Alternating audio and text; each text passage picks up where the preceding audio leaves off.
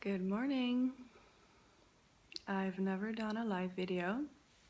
It's morning time here in Amsterdam, and I figured I would give it a go. Hey, Serena.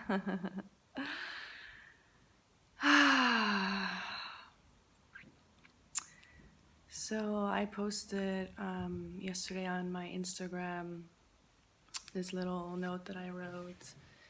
So I'm new to using Instagram in this new way. I used to use Instagram like it looks kind of like it's become a platform for just a lot of pretty pictures and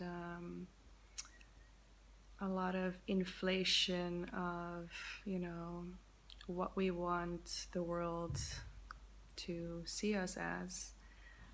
And that's cool. I played that game, and my world and my life have become about something else. And so I'm simply using the platforms that I already have to share something that I really care way more deeply about,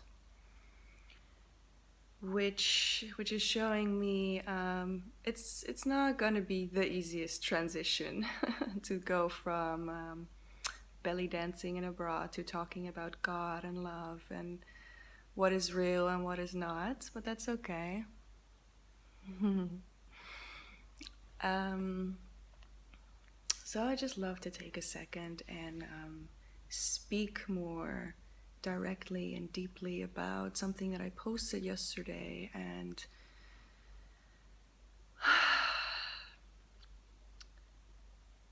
definitely was perceived in a way by some people to be harmful and to be all sorts of things like a spiritual bypass and rude probably and all those things. So that's okay. I absolutely see the value in just being mindful of the things that are posted. And if I see something that someone shares that I think is harmful or incorrect, I probably still also would respond to that. So I'm very happy that people speak up.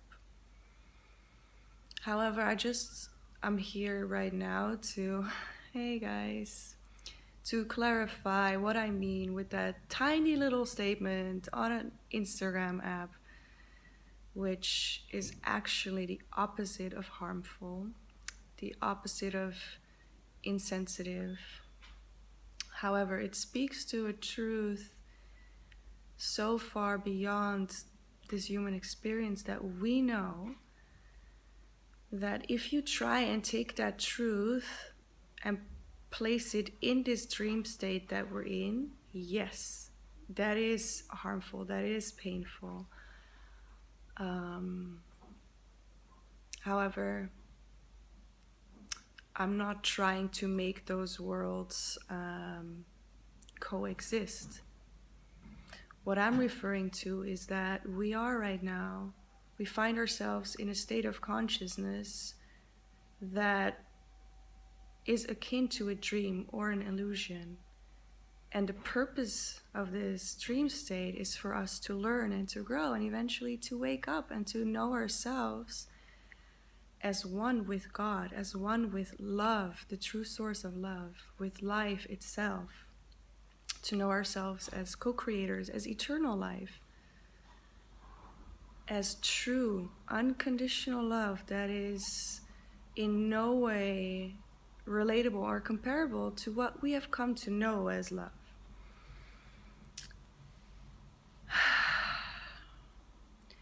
So to keep reiterating all the problems, all the issues that we have in this dream,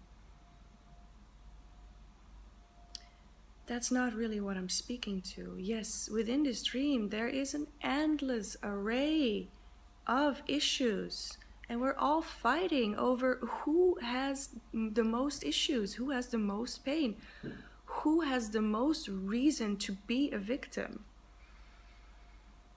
And I know I'm white, I'm rich, probably to a lot of people who want to see me as that, and therefore privileged.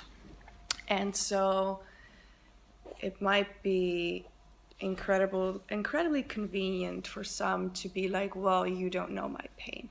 And that's true. I don't know your pain. But as a human species, we all carry a similar pain, a similar suffering that has absolutely zero to do with your circumstances in life. Your circumstances in life may add to that. They may even stem from your feeling of suffering inside. But trust me when I say that every human being on this planet is suffering, is experiencing the same pain that you are, perhaps in a different circumstance. It's not just minority people that are suffering, that kill each other or kill themselves. People all over the world, are waging wars, are killing themselves, are killing others. Perhaps they're killing themselves through depression, through alcohol, suicide, anything. This pain, this suffering inside that we all share is simply believing to be who we are not, which is this tiny little human being that cares so much about being right, being wrong, being a victim. It's this human being that believes that they are a human being instead of an extension of God, an extension of life itself, an extension of the very source of true and eternal love. So what is seen as me marginalizing certain people's pain? No, I'm simply seeing the one pain underneath it all, and I'm simply acknowledging that we are all suffering. And yes, this next bit, it sounds so incredibly rude and harsh of me to say, but this suffering is an illusion. It is the very single illusion that we believe in that creates all of this suffering around us. And we want to hold on to our story of, I am suffering, my suffering is real, and my suffering is worse than yours. Trust me, I've been there, and I know that's ridiculous. I'm healthy. I live in a Western society, I live in Holland. There's no major problems here. I'm white, all these things. And yet I've known real suffering in my life. Trust me, I've been... belly roll and flutter, please, now. I've been in a state of I was in a state of depression for 30 years, and everyone is in a complete state of depression until the moment they wake up. And we use our external life experience to validate our suffering. This is what I'm pointing towards when I say suffering is either an illusion or a choice. It's not that your external world, what is happening seemingly to you, is a choice, but how you choose to perceive things is a choice. And I've come to see everything that I experience, especially the painful things, those are initiations into your true nature, into how much you are willing to stay in a state of love, to grow into a state of pure love through your suffering. Because it would be very easy to choose unconditional love when everything is easy.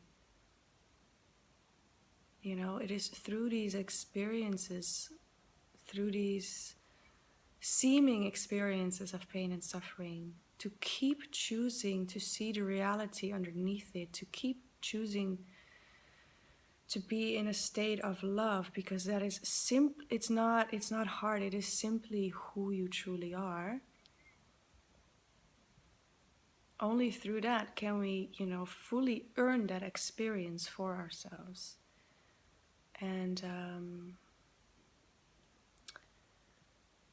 yeah, I speak to this from a very personal experience, which is why I know it to be true, which is why I don't need to argue about it. I don't need to read a book about it. I love to, but it's a true felt experience. So I also understand people arguing with this if it hasn't been your true experience. And we want to keep clinging to our external 3D experience, which is a dream. It's a dream we are facilitating for ourselves so we can come to master this unconditional love. We are only here in this dream state to experience the opposite of God, the opposite of truth, the opposite of true light, the opposite of unconditional love, eternal love. So everything we experience here is the opposite. We experience time and space where there is none. We experience fear and lack and pain and contraction, not because they are real, but so that we can come back to our original state of unconditional love and actually appreciate it so much more, because we experienced the complete polar opposite. But there is no opposite to love. Fear is just a mechanism we have. The same with ego, the same with hate, the same with pain. We experience pain through our body so that we believe that it is real. Otherwise, this whole dream experience would seem so fake and there would be no learning to be gained.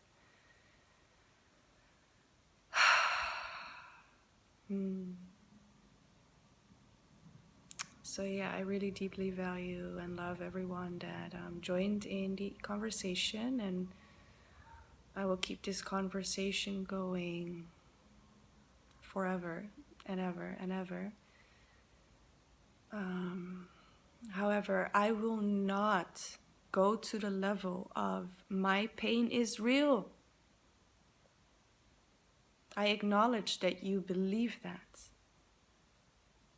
And I will not join you there. I will keep pointing to the place of God inside of you, to the place of true love inside of you. And which can sometimes make the conversation a bit, it can almost turn into a discussion, which is not my intention. If two people choose to see a different thing, then after a certain while you can only be like, okay, we both tried, and I know that in the end we both want the same thing. We all just want to experience the truth of love. And if you believe that you can experience freedom, which again is justice and freedom, which is all the same, and peace, and you keep fighting for it outside by keep pointing to your external reality and your external experience and what other people are doing to you and saying to you,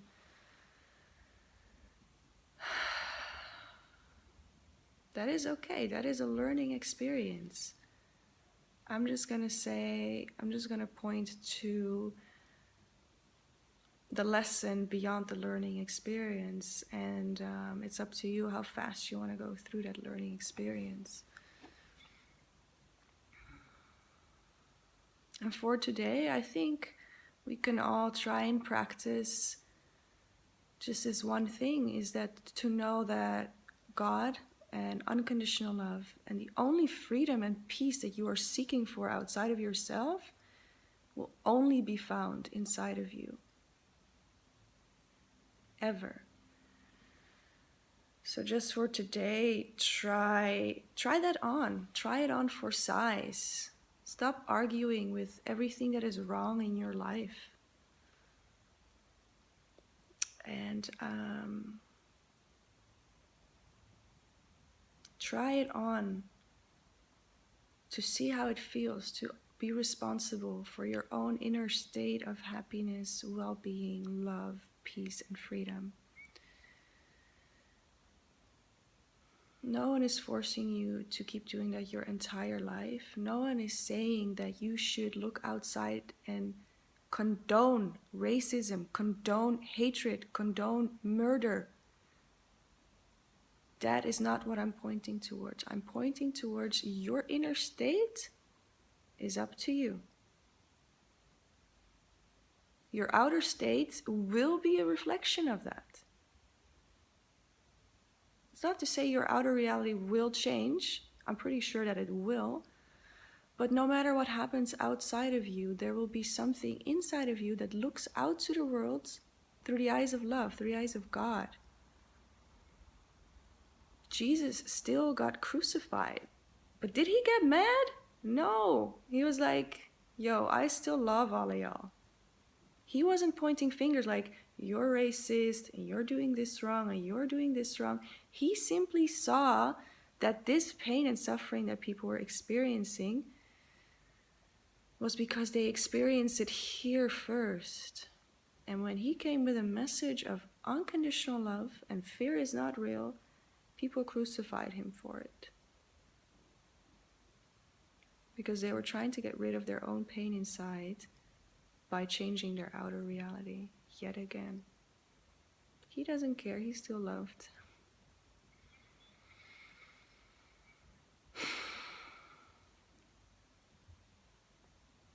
So, thank you, anyone that is seeing this, anyone that is, reading my posts. I am deeply compassionate for words getting misinterpreted on, let's face it, an app that promotes only a lot of external, like beauty and look at me, and that's okay. I used this app for that for a long time too, and now I'm transitioning into using any avenue I have, whether that be spoken word, written word, Instagram, Facebook, my personal relations, anytime I step out of the door, just to be an ambassador of truth and love. And if I try and do that in a few words and that hurts, then I apologize for that. And that was not my intention. And I will just simply continue speaking on the topic, hoping we can all eventually come to the same heart space.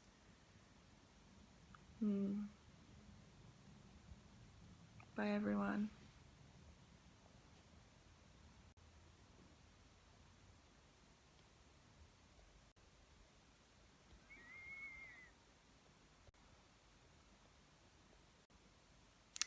And also, if there's anything you would like for me to speak on, or write about, or clarify, you're always welcome with questions.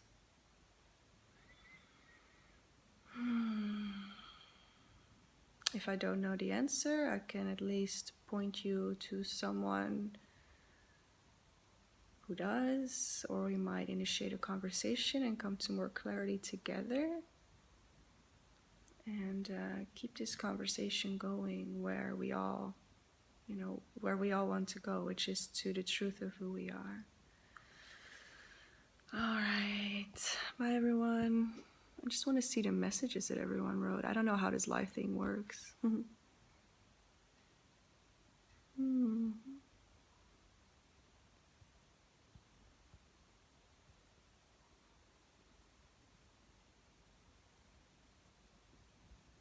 Yes, Serena said, we use our external state to validate our suffering. It's very true. And it's like a feedback loop. We create our suffering. We don't always create our external circumstance, but we project our suffering onto it.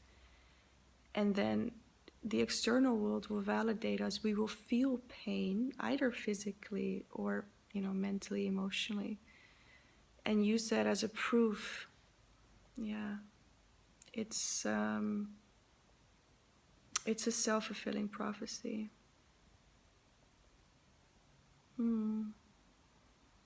Yay, India. I miss India.